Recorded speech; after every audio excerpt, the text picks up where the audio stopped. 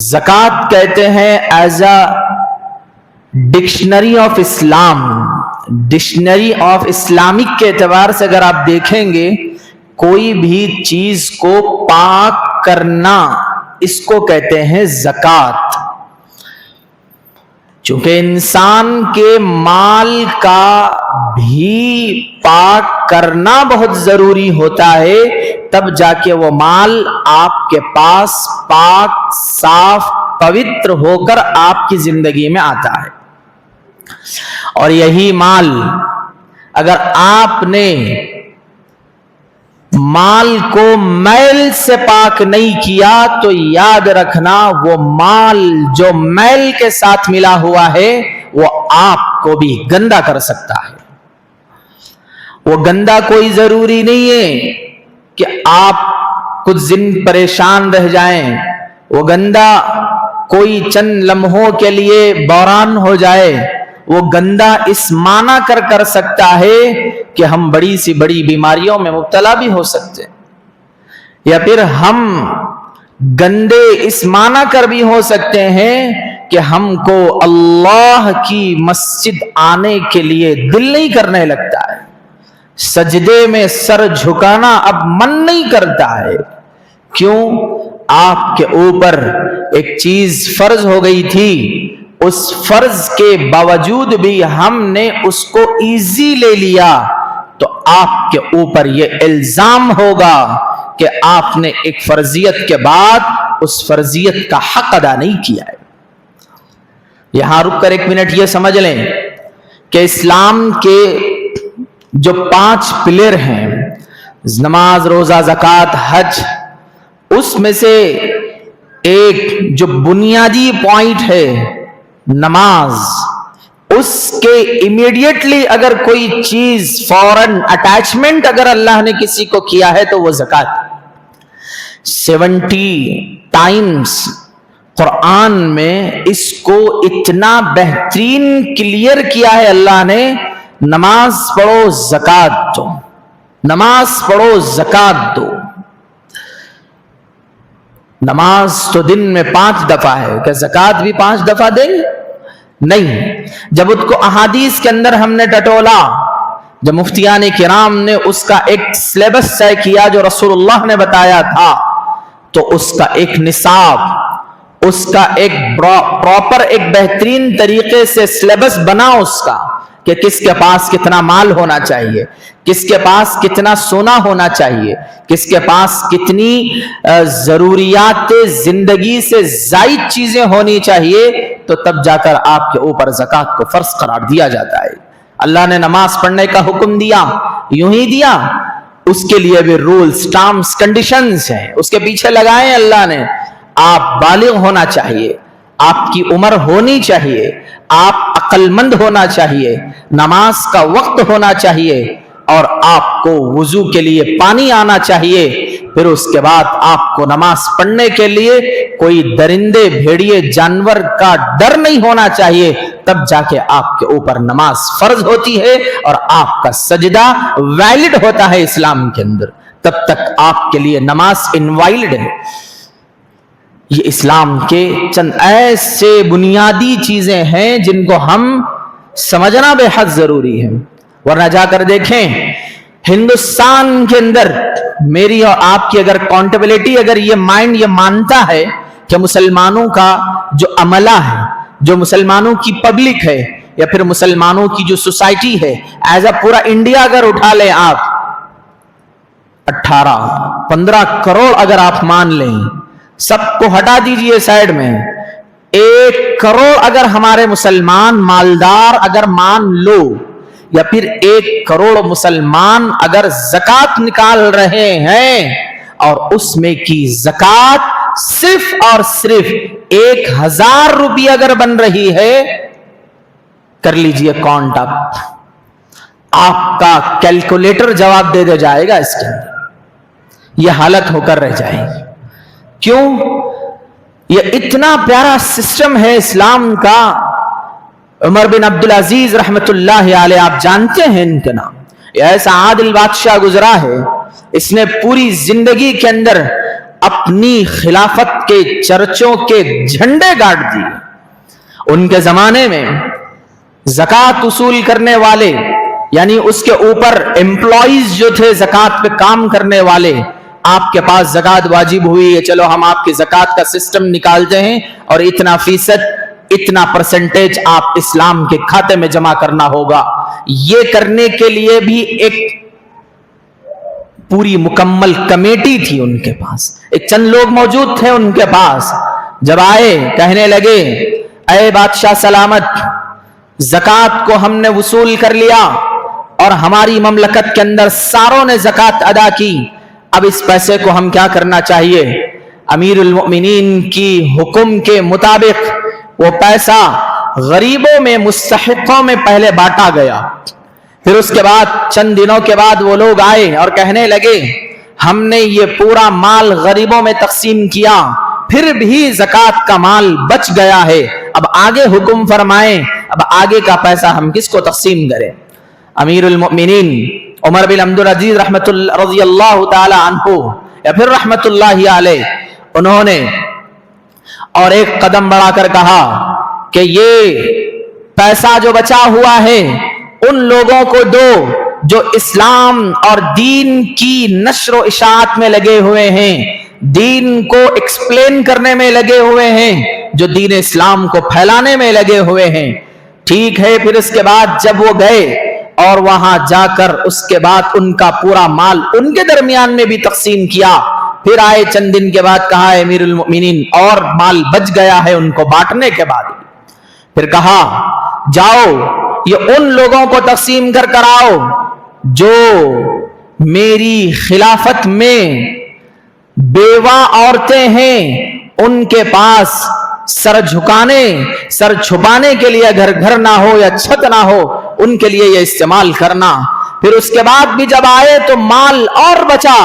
उसके बाद उमर बिन अब्दुल अजीज ने ये जुमला कहा, जो जुमला मेरी और आपके सीने के अंदर पैवस्त होना है।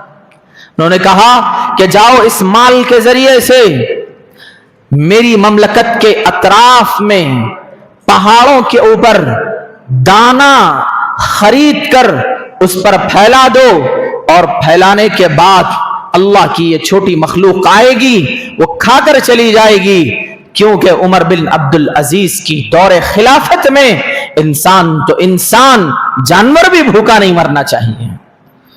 बता सकते हैं आप इस्लाम ने कितना प्यारा सिस्टम बनाया है, इस्लाम ने कितना प्यारा हसीन निजाम बनाया है, और आज हमारा मिजाज ज़कात के उन्वान से पीछे ही चला जा रहा है। हमारा निजाम, हमारी सोच, हमारी थिंग बदल चुके हैं। ये कहते हुए भी नहीं शर्मते हमारे मुसलमान कि ज़कात रहने दीजिए, दे देंगे, अभी फिलहाल कर्ज है। मेरे भाइयों, याद रखो, अगर आपके पास एक मुफ्ती ऐसा मौजूद है जिसको आप ये कह सकते हो कि मेरा पूरा का पूरा माल ये आपके सामने है, बैंक बैलेंस इतना है, और इसी तरीके से जितनी दीगर चीजें हैं वो सारे के सारे सामने ला कर रखो, फिर उसके बाद ये कहो कि मेरे पास इतना कर्जा भी है, फिर उसके बाद तुम्हारी ज़कात का सिस्टम बनाया जाएगा। वरना तो हमारे पास क्या हो रहा है आज मालूम है? लोगों की ज़कात लाखों में हो रही है, लोगों की ज़कात हजारों में हो रही है, मगर वो लोग चंद लोगों के ऊपर अपना पैसा निछावर करके ज़कात की नीयत करके यूं समझ रहे हैं कि हमने ज़कात अदा कर दिया। यहां समझ लो, अगर आपके ऊपर नमाज फर्ज हुई और आपने अंदर ही अंदर एक दो सजदे बगैर किसी वाजिबात के, बगैर किसी फराइज के, बगैर किसी और रूल्स रेगुलेशंस के अगर आपने नमाज अदा की तो आपकी नमाज हुई? 6 फराइज 7 शराइत अगर आपके कंप्लीट नहीं हुए तो आपकी नमाज होगी? नहीं होगी। क्यों? ये इस्लाम की नमाज के फराइज शराइत के साथ आपको मुकम्मल करना होगा। ठीक इसी तरीके से ज़कात को भी इसी निजाम के तहत में लाना होगा, तब जाके आपकी ज़कात को ज़कात माना जाएगा। अजीज दोस्तों, बुजुर्गों, अल्लाह रब्बुल इज्जत ने कुरान मजीद में फरमाया वल्लज़ीना यकनिज़ून अज़्ज़हब वल-फ़िज़्ज़ा वला युनफ़िक़ूनहा फ़ी सबीलिल्लाहि फ़बश्शिरहुम बिअज़ाबिन अलीम। अब आगे देखो, यौमा युहमा अलैहा फ़ी नारि जहन्नम फतुक्वा बिहा जिबाहुहुम व जुनूबुहुम व ज़ुहूरुहुम हाज़ा मा कनज़्ज़ुम लिअन्फ़ुसिकुम फ़ज़ूक़ू मा कुन्तुम तकनिज़ून।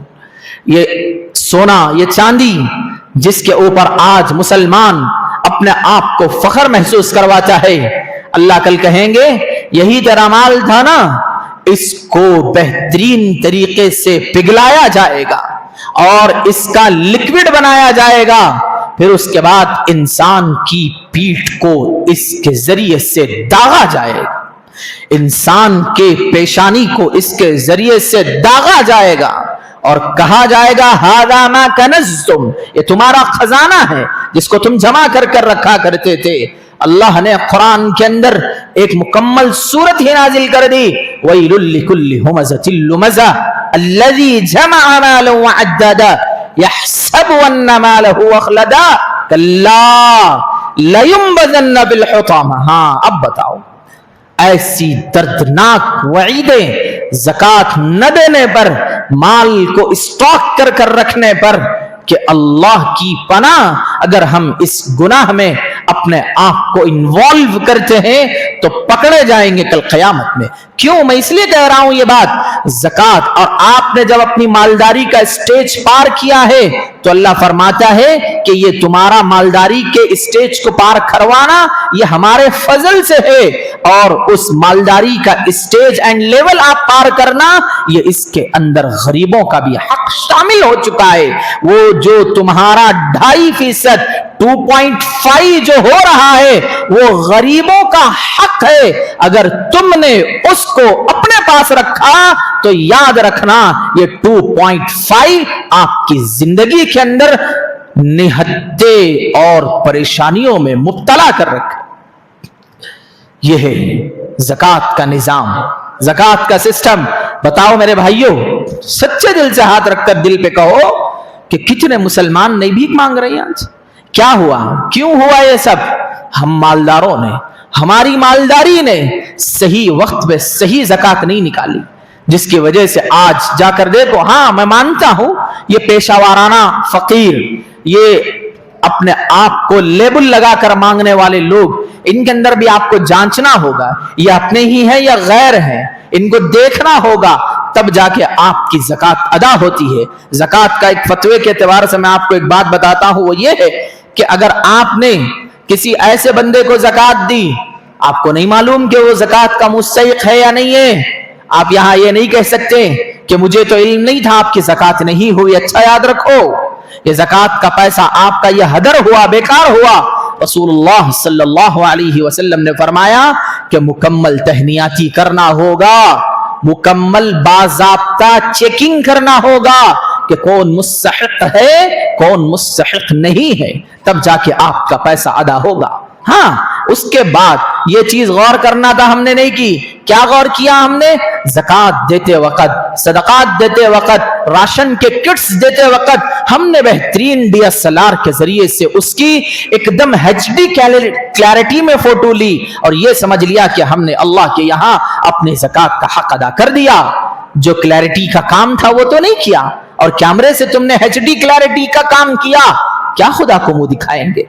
क्या हम अपने अल्लाह के लिए कहेंगे कि हमने आपके लिए किया था और हमने आपके लिए कर रखा था और हमने आप ही की रजा के लिए ये ज़कात का निजाम अपने दिल के अंदर उठाकर गरीबों की मदद की थी? हम कह सकेंगे ये जुमला कल क़यामत? नहीं कह सकते। हमारा निजाम, अल्लाह के रसूल ने फरमाया ये हाथ दे तो ये हाथ को मालूम ना हो। सहाबा चूंकि भोले थे, हजरत उमर फारूक, अबू बकर रज़ी अल्लाह ताला अन्हु जब एक मर्तबा ज़कात का पैसा गरीब को देने लगे तो ये हाथ पीछे रख लिए। सहाबी ने अर्ज किया ये क्या कर रहे हो? कहा कि रसूलुल्लाह ये हाथ दे तो ये हाथ को मालूम ना हो, इसीलिए मैं ये हाथ को छुपा रहा हूं। मिसाल ये नहीं थी, मिसाल ये थी कि नेकी कर दरिया में डाल, मिसाल ये थी कि तू दे तो अवाम को बता कर न दे, तू दे तो लोगों को इसके सामने जलील कर कर ना दे। मेरे शहर का गरीब भूख से मर रहा था या फिर भूख से मरने ही वाला था, तो उसको उसकी गैरत ने मार दिया। यह हाल हम मुसलमानों का बन चुका है। इसीलिए अजीज दोस्तों, मैंने जो बातें आपके सामने अभी ये इंट्रो के तौर पर कही है, इसको थोड़ा हम केयरफुली लें कि मैं अपनी ज़कात क्या कर रहा हूं, मेरी ज़कात हो रही है या नहीं हो रही है। अब देखते जाएं ज़कात किन पर वाजिब होती है। ज़कात वाजिब होने के लिए ऑफिशियली 4 चीजें आपके पास होनी जरूरी है। आपका मुसलमान होना जरूरी है, आपका मुसलमान होने के साथ साथ आकिल होना, बालिग होना जरूरी है। तीसरी चीज, वो जो आपके पास माल है वो 8 तोले से ज्यादा सोना, 61 तोले से जायद चांदी या इन दोनों की मालियत के बकदर प्रेजेंट मौजूद माल, या फिर आपके पास की सेविंग। एंड 4th शर्त यह है कि इसके ऊपर आपका 1 साल गुजर जाए, अब आपके ऊपर ज़कात वाजिब होती है। अब नहीं देने वाला यह गुनाह का मुर्तकिब हो जाता है, गुनाह को अपने सर लेने वाला माना जाता है। हां, यहां एक चीज बहुत बड़ी और बुनियादी और निहायत अहम, यह आपको भी सुनना होगा और आप दूसरों तक पहुंचाना होगा, वो ये है, अगर किसी बीवी के पास ये जो मैंने अभी बताया 8 और 61 ये दोनों मौजूद हैं, मगर उस बीवी के पास, उस खातून के पास देने के लिए इमीडिएट पैसा नहीं है अभी ज़कात के लिए, तो क्या करना चाहिए? यहां कान खोल कर ये बात सुन ले। अगर वो दे सकती है तो अपने पास की जमा पूंजी जो बचा बचा कर रखी है वो उठाकर ज़कात जितनी बन रही है उतनी दे दें, फर्स्ट शक्ल। सेकेंड, आप ये नहीं कर सकती हैं तो आप सोने चांदी में से कोई एक ऐसी चीज बेचना होगा, सोने या चांदी में से कोई चीज बेचना होगा, जितने में आपकी ज़कात फिट हो रही है वो बेचकर इन सोने और चांदी की ज़कात को अदा करना होगा। ये एक चीज, ये इंतहाई अहम और इस्लाम का अहम मसला है, जिसको हम इसको थोड़ा समझने में आगे पीछे हो रहे हैं, मगर यहां बुनियाद याद रखो एक चीज। अगर चूंकि सोना चांदी खवातीन बेचते हैं, कैसा बेचना मौल साहब? हाँ, दिल गुर्दों की बात है। वाकईतन ये सोना चांदी बेचना दिल गुर्दों की बात है, मगर दिल गुर्दों से खतरनाक एक और चीज है, दिल। वो दिल अल्लाह की तरफ माइल हो तो ना ये गुर्दे काम आएंगे ना ही फसलियां काम आएंगे। आपकी जन्नत और आपके अल्लाह का हुक्म, यही बहुत बड़ी चीज होगी। अगर आपको सोना चांदी नहीं बेचना है, हम भी नहीं कह रहे मत बेचो, आपको साल भर जो शोहर अपनी तरफ से जो आपको पॉकेट मनी दे रहे हैं उसमें से थोड़ा थोड़ा थोड़ा थोड़ा जमा करके एक निजाम बना करके आप उसमें से भी ज़कात आप अदा कर सकते हैं। यहां हमारे ब्रादरान या हमारे भाई जो शोहर बन चुके हैं वो ये कह रहे हैं कि वो भी तो पैसा मेरा ही है, आपका था, अब वहां गया वो मिल्कियत बन गया। अब वो मिल्कियत बनने की वजह से अगर बीवी इतनी होशियार है कि मैं सोना नहीं बेच सकती, ना चांदी बेच सकती, ना दिल बोल रहा ये अम्मी दिए सो है, ये नानी की निशानी है, ठीक है मत बेचिए, मगर वो पैसा जो नोटों की शक्ल में आ रहा, चाचा दिए सो है 50,000, 500 के कड़े कड़क नोटा, ऐसा कोई उठा के नहीं रखता इसमें। आप फौरन उसको थोड़ा थोड़ा थोड़ा थोड़ा सेव करके उसी में से ज़कात निकाल दीजिए, या आपकी ज़कात कहां अदा हो जाएगा। ये चीज मैंने आपको इसलिए बताई कि बुनियादी मसला है ये। दूसरी चीज, आगे चलते हैं हम लोग। शौहर की अलग ज़कात है, बीवी की अलग ज़कात है। चूंकि सबसे पहले ये समझ लो, फर्ज बीवी का अलग है, शौहर का अलग है। बीवी पर नमाज फर्ज है तो बीवी पढ़ेंगी, शौहर के ऊपर नमाज फर्ज है तो शौहर पढ़ेगा। बीवी की तरफ से शौहर नहीं, शौहर की तरफ से बीवी नहीं, ये फर्जियत का सिस्टम है, इसको समझ लो अच्छे से। यहां होता क्या है, بول صاحب ہمارے بیوی کے اوپر زکات واجب ہوتی، میں ہی دے دیتا ہوں نا زکات، نہیں ہوتا۔ یا تو آپ کی بیوی آپ کے پاس سے یہ بول کر قرض لے کہ میری زکات کا اس سال اتنا حساب ہو رہا ہے، آپ اس کو میری طرف سے کفیل بن کر ادا کر دیں، میں اس کو سال بھر میں تھوڑا تھوڑا آپ کو واپس کر دوں گی۔ تو آپ اپنے بحیثیت اپنے بیوی کے خاوند ہونے کی وجہ سے آپ ایسا ادا کرتے ہیں تو آپ کی یہاں زکات ادا ہو جائے گی، مگر آپ کو دینا ہوگا، وہ پھر ڈبانا نہیں ہوگا وہاں پر۔ یہ خصوصاً خواتین کے لیے مسئلہ تھا جو آپس میں آپ کو بتا دیا گیا۔ رہن رکھی ہوئی چیزوں کے اوپر زکات کا کیا مسئلہ ہے؟ آپ نے اٹھا کر کوئی چیز رہن رکھ دی تو یہاں سمجھ لیں، میں آپ کو اس سے پہلے 4 شرائط رولز میں بتا دیا، آپ اس کے مالک ہونا۔ اب یہاں بتائیں، آپ نے وہاں سے رہن جو رکھا ہے، آپ کی ملکیت سے تو وہ نکل گیا، آپ اس کے مالک نہیں ہیں اب، اور جس کے پاس رہن رکھا گیا ہے وہ بھی مالک نہیں ہے۔ اس لیے مالک نہیں ہے کہ وہ اس کا مال نہیں ہے۔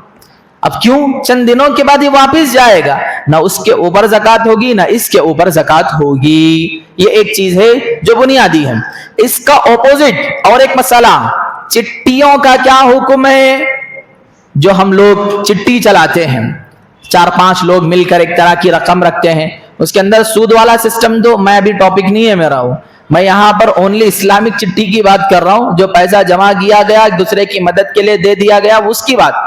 چٹی کی زکات کا حکم یہ ہے، اگر آپ نے چٹی ڈالی پہلے ہی مہینے میں آپ اس کے مالک ہو گئے تو آپ کے اوپر یہ زکات واجب ہوگی۔ اگر اس مال کو تو تم نے حاصل کیا ہے، وہ مال اپنے پاس آنے کے بعد قرضہ نہیں رہنا آپ کے اوپر اتنا، تو آپ اس کی زکات کو دینا ہوگا۔ اب یہاں ایک بات یہ آتی ہے، مول صاحب میں مہینہ مہینہ یہاں تو اس کو مائنس کرتے ہی جا رہا ہوں، دینا رہتا ہے مجھے۔ وہ دینا کوئی بڑی چیز نہیں رہتی، وہ چھوٹی چیز رہتی، اتنا زیادہ قرضہ نہیں مانا جاتا اس کو۔ اس کے علاوہ کے قرضے کو کاؤنٹ کریں گے، ہاں اس کو بھی ملائیں گے، مگر بڑے قرضے کے ساتھ ملا کر کہیں گے کہ ہاں ٹھیک ہے، اگر آپ کا اتنا ذرا مسئلہ ہے تو آپ کے اوپر زکات کو واجب نہیں کیا جائے گا۔ آفیشیلی اگر دیکھا جائے تو چٹی کی زکات بھی اسلام کے اندر ویلڈ ہوتی ہے۔ ایک چیز، آخری چیز مطلب مسئلے کے تحت میں، غریب بچی کی شادی میں زکات دینا، یہ ذرا سنبھل کر سنیں مسئلے کو۔ یہ ہمارے پاس کیا ہو رہا ہے، غریب بچی کی شادی کے عنوان سے جتنا پیسہ بٹورا جاتا ہے، یا پھر جتنا پیسہ اس کے پاس کاؤنٹر ہوتا ہے، یاد رکھیں وہ اتنا پیسہ ہوتا ہے کہ وہ غریب شادی کے دن صاحب نصاب بن جاتا ہے، اتنا پیسہ ہو جاتا ہے اس کے پاس۔ تو آپ جب غریب لڑکی کی شادی میں زکات کا پیسہ کسی کو دے رہے ہو، تھوڑا رک کر سوچیں کہ اس کے پاس جو اب تک موجودہ رقم آئی ہے، کیا اس لڑکی کی شادی کے اخراجات کے لیے مکمل ہے یا نہیں ہے؟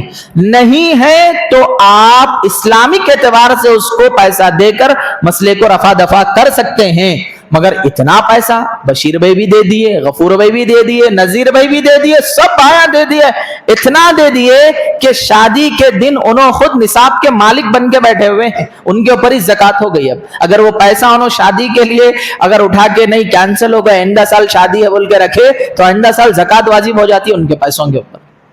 اتنا پیسہ ہو جا رہا ہے، تھوڑا اس کو یہاں پر اس کو بھی ذرا کیئرفل سمجھ لیں، بہت اہم چیز ہے۔ اب آگے چلتے ہیں، آپ نے ایک شخص کو قرضہ دیا اور یہ امید ہے کہ قرضہ آنے والا ہے انشاءاللہ، تو یہ قرضہ ویلڈ ہے اسلام کے اندر، آپ اس کے اوپر بھی زکات نکالنا ہے۔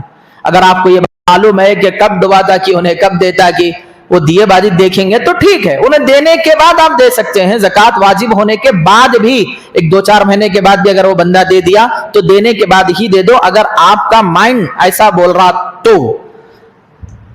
سید کو زکات دے سکتے ہیں یا نہیں دے سکتے ہیں، یہ اچھا سمجھ لیں۔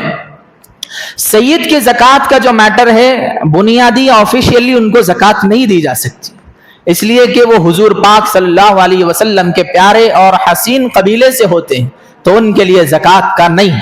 ज़कात क्यों नहीं? वो माल का मैल है और मेरे रसूलुल्लाह के खानदान को माल का मैल नहीं दिया जाएगा, हरगिज नहीं दिया जाएगा। उनके लिए आप कोई दूसरा निजाम बनाए, उनकी मोहब्बत में, उनकी मवद्दत में उनके मसले को आप हल फरमाएं, या अल्लाह आपके लिए बहुत प्यारी चीज मुकद्दर करेगा। हाँ, मसला क्या हो जाएगा अब यहां पर, चूंकि इस्लाम के अंदर एक हार्ड मसला होता है, एक सॉफ्ट होता है। यहां पे आपको मैं दूसरी शक्ल बता रहा हूं मसले की, वो ये है कि अगर आप देना चाहें तो ज़कात उनको भी दे सकते हैं, मगर किस सिचुएशन में आपके पास देने के अलावा उसके कोई चीज ना हो और सामने वाले बेतहाशा मोहताज हो, तो उस वक्त में आप उठाकर ये पैसा उनको दे सकते हैं, शर्त उनके सामने इसके माल की नीयत और उनके सामने इस चीज का जिक्र किए बगैर उठा दे, या आपकी ज़कात इंशाअल्लाह अल्लाह की जात से उम्मीद है आपने इसलिए उनको दिया है, ये नीयत कर लें दिल में कि ये अगर मैं पैसे ना दूं ये किसी और के सामने मोहताज हो जाएंगे, कहीं इनकी इज्जतों के साथ खिलवाड़ ना हो, इसलिए मेरे पास अभी फिलहाल ये है, मैं दे रहा हूं, ये अल्लाह को अपने आप को मुखलिस बनाकर अल्लाह के लिए उनको दे दे, इंशाअल्लाह आपकी ज़कात हो जाएगी। किन किन को ज़कात दे सकते हैं, मैं 2 अल्फाजों में बताऊंगा आपको। अपने असल जिनसे हमें आई, कौन है? दादा दादी, नाना नानी, उनके लिए ज़कात आप इस्लाम में नहीं दे सकते हैं। और यहां पर थोड़ा क्रॉस हो जाता मसला मियां और बीवी के लिए, मियां बीवी आपस में ज़कात नहीं दे सकते हैं, ये शादी के बाद एक खून होने की वजह से। फुरू नीचे के सिलसिले में बेटा बेटी, पोता पोती, इनको भी आप ज़कात नहीं दे सकते हैं।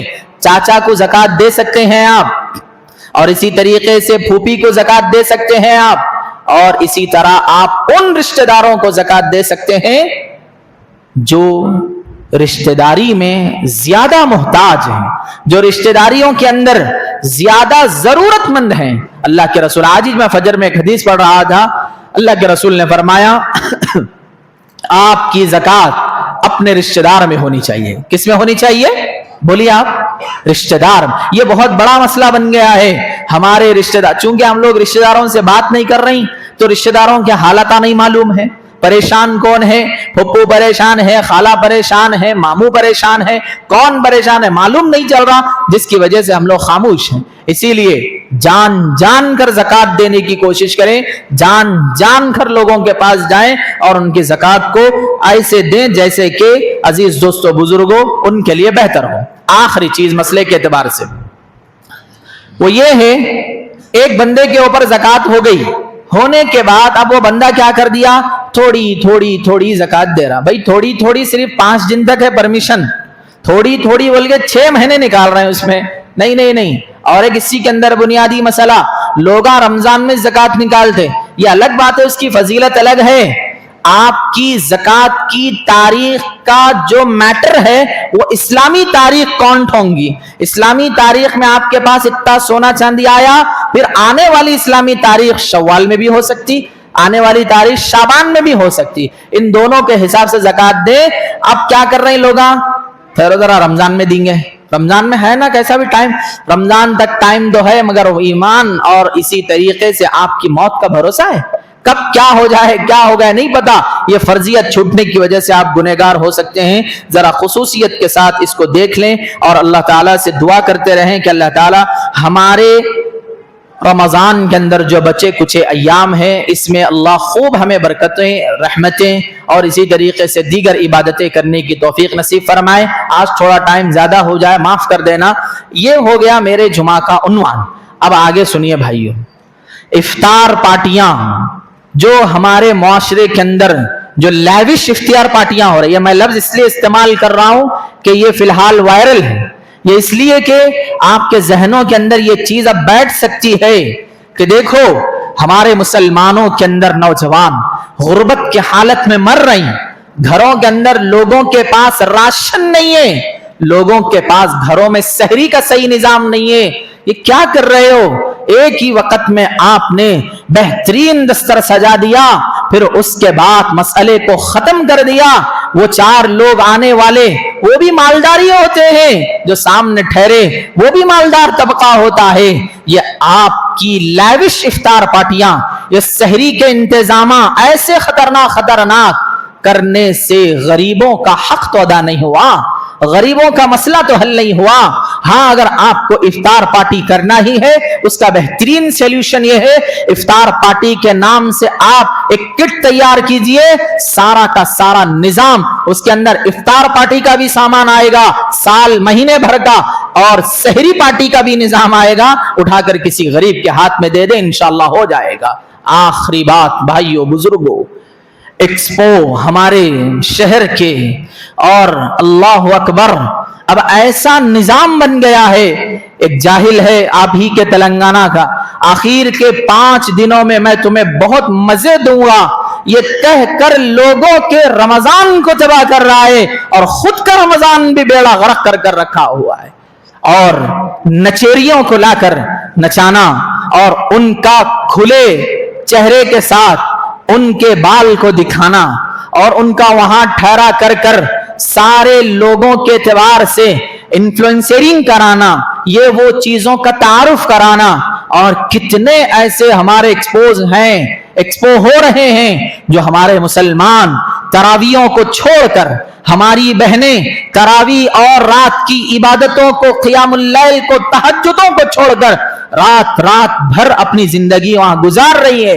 تمہارا جتنا کام تھا وہ ہو سکتا تھا، تم یہ نئی بدعت کو شروع کر اپنے اللہ کو ناراض کرنے کے علاوہ کوئی دوسرا کام نہیں کر رہے ہو۔ یہ یاد رکھو، آخر کی راتوں میں شب قدر کو ڈھونڈو، پھر اس کے بعد اللہ کو مناؤ، اور اپنے اللہ کو راضی کر اپنے رمضان کو الوداع کہو۔ رمضان کا الوداع عبادتوں سے ہونا چاہیے، رمضان کا الوداع ان گناہوں سے نہیں۔ وہ بھی دیکھو، آخر کے عشرے میں ہی سٹالز لگائے جاتے ہیں ایکسپو کے اندر، آخر کے زمانے میں ہی ایکسپو کا ایجاد ہوتا ہے، آخر کے زمانے میں ہی یہ بدعات آتی ہیں، اور ہمارے لوگ آخر کے زمانے میں اللہ کی رحمتیں لوٹنے کے بجائے، اللہ کی رحمتیں لوٹ کر لینے کے بجائے اپنے آپ کو گناہ کی دلدل میں ڈال رہے ہیں۔ اس لیے آپ بھی بچیں، آپ اپنی آل اولاد کو، اپنی بہن بیٹیوں کو بھی بچائیں۔ اللہ سے دعا ہے کہ اللہ تعالی ہم تمام کی زندگیوں میں ایمان کا نور نصیب فرمائے۔ اللہ ہماری تراویح کو، اللہ زکوٰۃ صدقہ کو، خیرات کو قبول فرمائے۔ وآخر دعوانا ان الحمد للہ رب العالمین۔